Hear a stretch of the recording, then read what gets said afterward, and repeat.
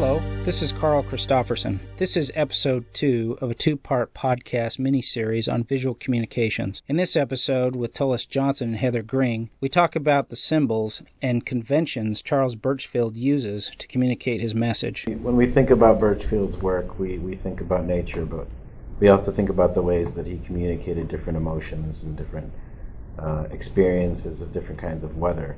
And what he did is he used something called conventions. There were specific conventions from the year 1917 that were called conventions for abstract thought.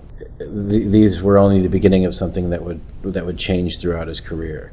We know that in 1914, Burchfield was a guard at the Hatch Gallery of Japanese prints, and his experience there led him later in life to really use some of these sort of dramatic forms that were suggestive of different things like fear or morbidity, these sort of darker sort of ideas. Later in life, though, he would have conventions that might express the sound of a bird call or different kinds of weather. And so these symbols, while not, he used abstract in a different sense than many people think of that term. Conventions for abstract thought, in the sense that they are abstracted from the actual, from the real, not directly meaning one specific thing. This is not a symbol that has one meaning. It's a symbol that opens up many different meanings. He would develop new conventions, and then he would use them for a time, and then they might disappear, but other ones would emerge. So what does that mean for exhibitions here? It means that we're able to really open up the kind of symbols that he used and really explore what he meant them to mean.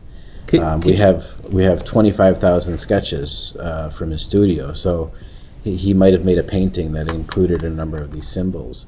We might have 100 sketches for that painting, and so we might be able to really look deeply into what he was trying to say with some of the symbols and the sort of patterns that he used. Could you give me an example of one of those symbols that you can think of in his work, and what is it that was communicated in that?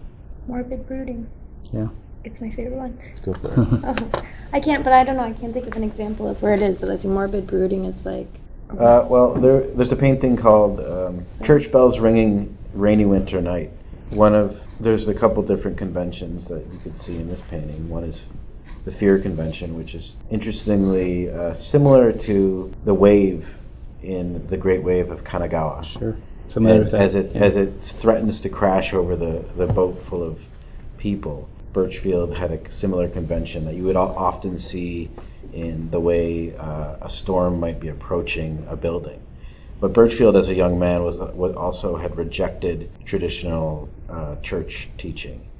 He would later in life return to the church, but at this time in his life, he really felt like this organized religion was too much, and he would rather be out in nature. So what you see in Church Bells Ringing Rainy Winter Night are in the bell tower of the church. You see these eyeballs, and these are part of a convention for imbecility. Oh. So he saw this whole thing as ridiculous and fearful. He would write that as a boy.